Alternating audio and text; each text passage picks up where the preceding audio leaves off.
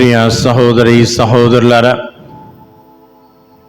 మనమందరము కూడా దివ్య ప్రసాదనాథుని యొక్క సన్నిధిలో ఉన్నాం.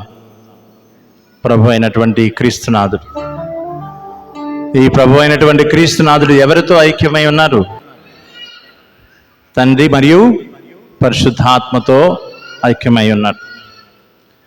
తండ్రి, కుమారుడు, పరిశుద్ధాత్మ వీరు ముగ్గురు కూడా ఐక్యమై ఉన్నారు. మనం సాక్షాత్తు ప్రభు అయినటువంటి క్రీస్తునాథుని స్తుతించి ఆరాధించి మహిమపరుస్తున్నాము అంటే అర్థం ఆ త్రిత్వేక సర్వేశ్వరుని మనం స్తుతిస్తున్నామని, ఆ త్రిత్వేక సర్వేశ్వరుని ఆరాధిస్తున్నామని, ఆ త్రిత్వేక సర్వేశ్వరుని మహిమపరుస్తున్నామని.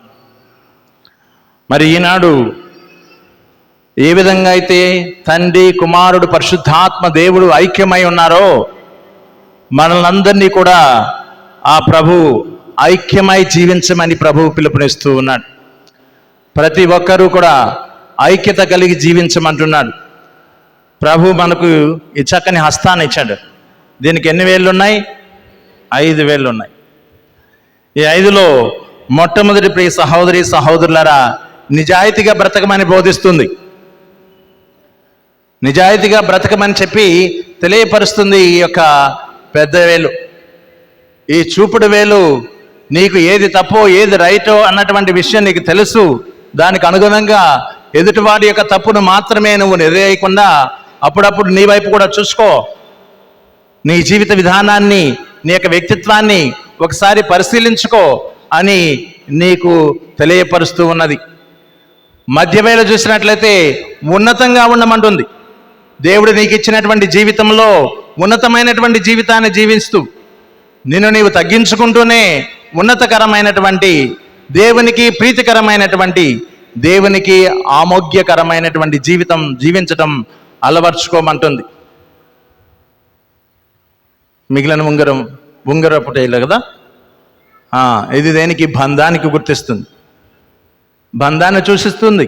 ఒకరి పట్ల మరొకరికి ఉన్నటువంటి బంధాన్ని ఇది చూపిస్తుంది. అందరూ కూడా ఏ ఉంగరం తొడుగుతారమ్మా? బంగారు పొంగతం దొరుకుతారు కదా. నీ జీవితాన్ని బంగారమయం చేసుకోమని చెప్పి నీకు తెలియజేస్తూ ఉంది. నీ యొక్క జీవితాన్ని బంగారమయం చేసుకోమంటుంది. ఇంకా చివరిది చిటికన్న వేలు, పింకీ ఫింగర్ అంటారు దీన్ని. ఈ యొక్క వేలు చిటికడు సహాయం అన్నా చేయమంటుంది. చిటికడు సహాయం చేయి దేవుడు నీకు ఇచ్చినటువంటి దాంట్లో. ఇవన్నీ కలిసి ఎక్కడున్నాయి? చేతికి ఉన్నాయి కదా. చెయ్యి మాత్రం ఒకటే చెప్తుంది, మీ 5 ఏళ్ళు కూడా కలిసి ఉండండి అని చెప్పేసి. మీ 5 ఏళ్ళు కూడా ఏం చెప్తుంది? చెయ్యి ఏం చెప్తుంది? ఈ 5టికి కలిసి ఉండండి, మీరెప్పుడు కూడా కలిసి ఉండండి అని చెప్తుంది. క్రైస్తవ సంఘం కలిసి ఉండటం ఆశీర్వాదకరం, దీవెనకరం. కీర్తనాకారుడు చదవండి ఒక కీర్తన, 133వ కీర్తన 1వ వాక్యం. సోదరులు ఎల్లరూ కూడి ఐకమత్యంతో జీవించుట చాలా మంచిది, చాలా రమ్యమైనది. దేవునికి స్తోత్రం. చూడండి, ప్రభు చాలా క్షుణ్ణంగా తెలియజేస్తున్నాడు కీర్తన ద్వారా. సోదరులు ఎల్లరూ కూడా ఐక్యంగా జీవించడం చాలా చాలా మంచిది, చాలా రమ్యమైనది అని చెప్పి తెలియజేస్తూ ఉన్నాడు. సోదరులు అంటే ఒక గర్భంలో పుట్టినటువంటి 2 అన్నదమ్ములు అని మన యొక్క సామాన్యమైనటువంటి అర్థం. సహోదరి సహోదరులు అంటే నా తల్లి కడుపున పుట్టిన వాళ్ళని మేమందరం అన్నదమ్ములం అంటాం. అదేవిధంగా ఈ తల్లి, ఆ తల్లి, ఆ తండ్రి కడుపున పుట్టినటువంటి వారిని అందరిని ఏమంటారు?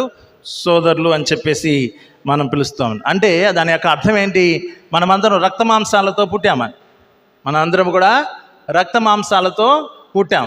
నా తల్లి, నా తండ్రి యొక్క రక్త మాంసంతో నేను పుట్టాను. నా అన్నలు పుట్టారు, నా తమ్ముళ్ళు పుట్టారు, నా అక్కలు పుట్టారు, నా చెల్లెళ్ళు పుట్టారు. అదేవిధంగా నీ తల్లి, నీ యొక్క తండ్రి యొక్క రక్త మాంసాలతో నీవు, నీ సహోదరులు పుట్టి ఉన్నారు. కాబట్టి ఈ సోదరులందరూ కూడా ఎలా ఉండాలంట? ఐకమత్యంతో ఉండాలట. అలా ఐకమత్యంతో ఉన్నటువంటి జీవితం చాలా చాలా రమ్యమైనది అని చెప్పి అంటున్నాడు. రమ్యమైనది అంటే చాలా చాలా అందమైనది అని అర్థం. అందరం కూడా ఒక రక్త మాంసాన్ని పంచుకుంటున్నాం. ఏమిటి? ఎవరి రక్త మాంసాలు అవి? ప్రభు అయినటువంటి యేసుక్రీస్తు యొక్క శరీర రక్త మాంసాలను మనమందరం కూడా పంచుకుంటున్నాం. కాబట్టి ప్రభు మనకేం పిలుపునిస్తున్నాడు? ఐక్యంగా ఉండమని చెప్పేసి పిలుపునిస్తున్నాడు. దేవునికి స్తోత్రం. ఏ విధంగా అయితే తండ్రి దేవుడు, పవిత్రాత్మ దేవుడు, ప్రభు అయినటువంటి క్రీస్తునాథుడు ఐక్యంగా ఒకరిగా ఉన్నారో, ముగ్గురు వ్యక్తులు ఒకటై ఉన్నారో, అదేవిధంగా ఈ యొక్క ప్రభు యొక్క శరీర రక్తాలను స్వీకరిస్తున్నటువంటి మనలను కూడా ఐక్యంగా ఉండండి. సోదర భావంతో, సోదర భావంతో ఐక్యంగా ఉండండి అని చెప్పి పిలుపునిస్తూ ఉన్నాడు.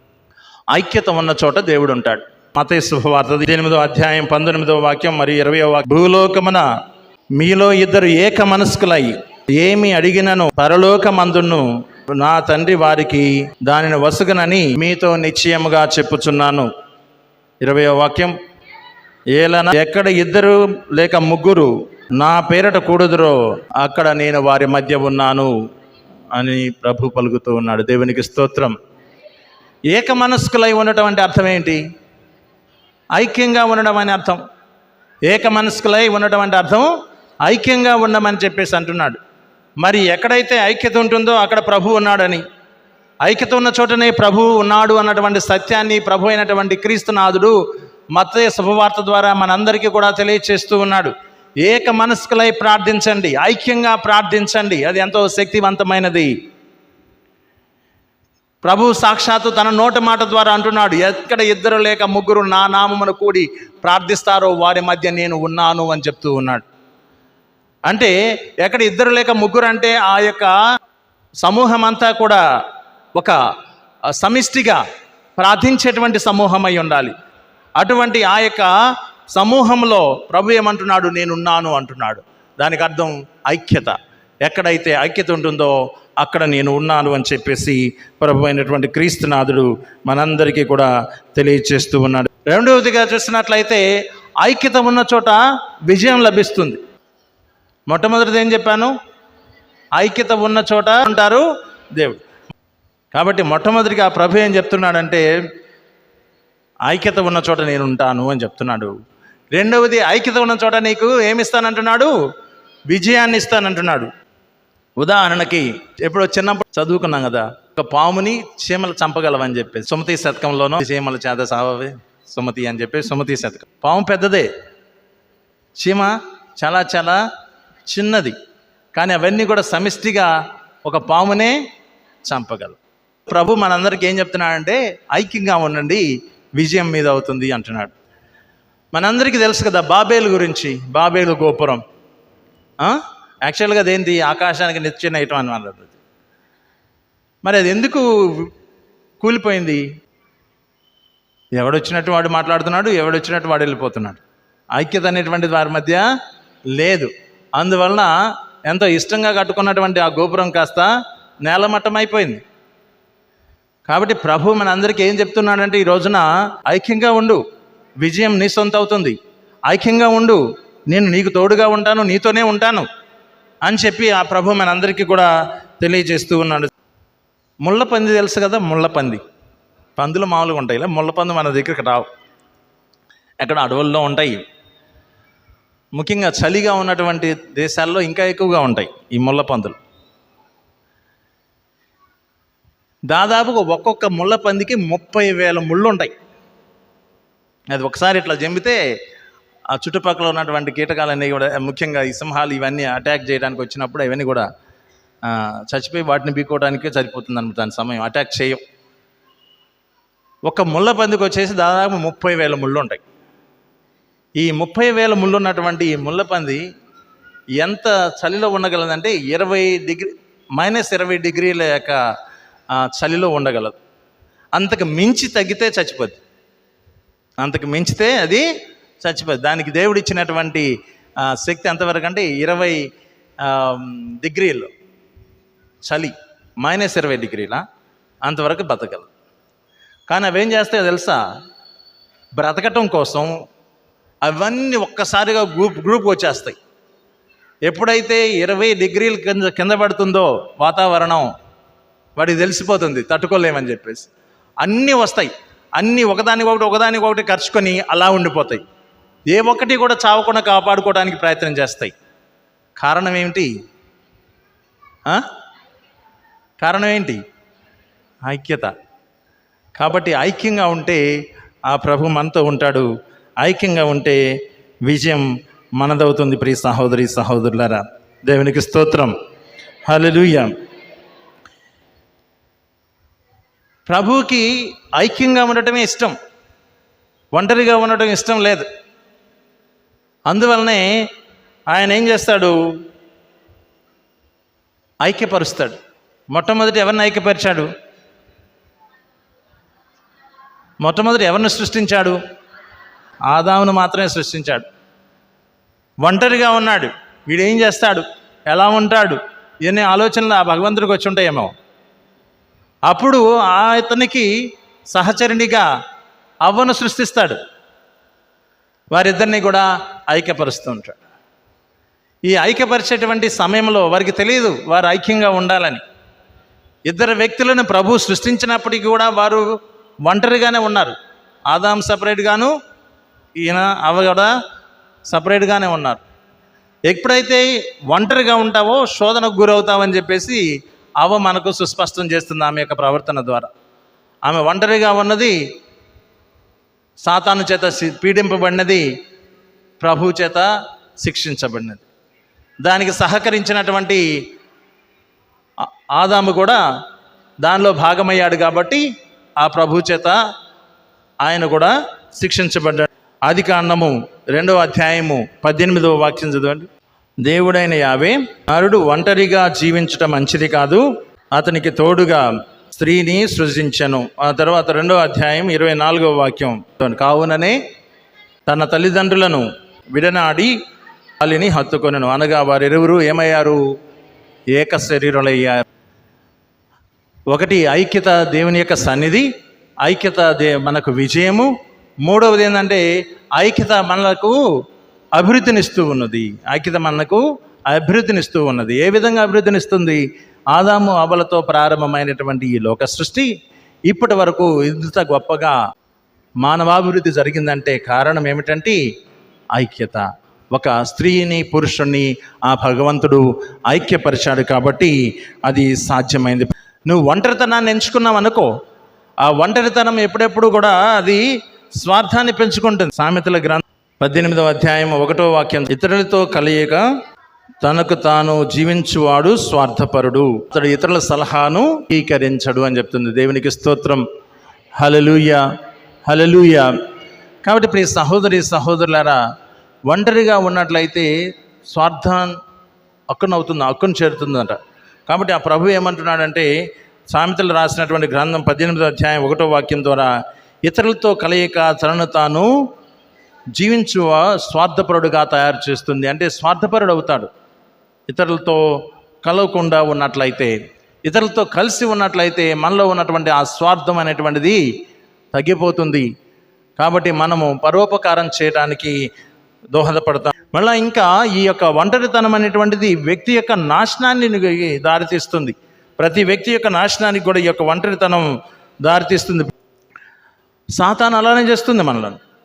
సాతాను ఎప్పుడు కూడా ఒంటరిగా ఉన్నటువంటి వాళ్ళనే ప్రోత్సహిస్తుంది, ఒంటరిగా ఉన్నటువంటి వాళ్ళనే ప్రేరేపిస్తుంది.